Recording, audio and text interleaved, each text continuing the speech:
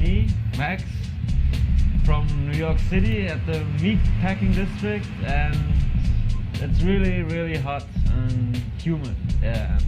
We're just walking around and shopping and looking around, and it's really an amazing city, really. It's wonderful. Welcome to the meatpacking district. This will soon become meat. We are here in New York to do some press for the opening of the film in October, because we were very looking forward to present the film here in the United States. So actually it's a very personal film for me, because my own grandfather was a teacher, not at Napola, but on a similar school. It called Reichskriegsschule, which means War Academy in Germany. I wanted to do a film where you can really understand how he felt and why he reacted in such a way and why he was so fascinated with the Nazis and especially with Adolf Hitler. When I was young, he told me one story. He told me I was 22 and I was getting my first uniform and I was an officer, and I was standing in front of the mirror and I was looking at myself, and I was so fascinated because now I had responsibility, now I had something to say. What we tried in the screenwriting process was to enrich the story with scenes or events which were true. So the speeches, for example, one day you will be governor of New York City, Cape Town or Moscow. It's an actual speech they held. And there's another scene which is very personal, the hand grenade scene. And this scene, it actually took place in Hanover in the late 30s, and one of the students who was eyewitness was my own grandfather.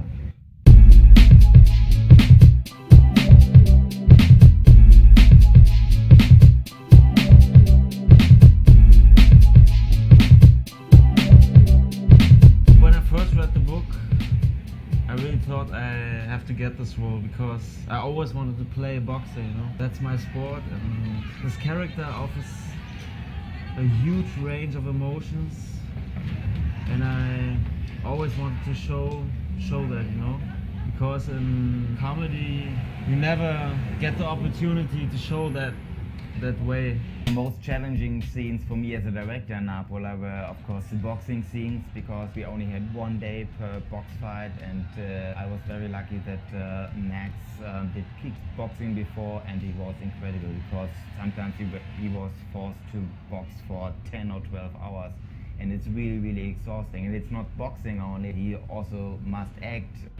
I think the hardest scene in the film was the bathroom scene.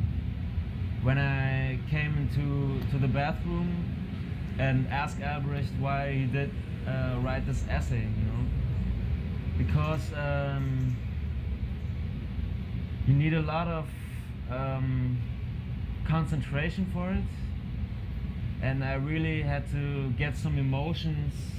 I try to remember my experience that are kind of similar, and I try to get these emotions with music. The other really tough scenes was the diving under the ice. So in the beginning I said as a director, okay, why don't fly to Finland, because there's really ice on a lake, and then the actors dive under the ice. And my producers say, oh my God, you can't do that, you can't do that.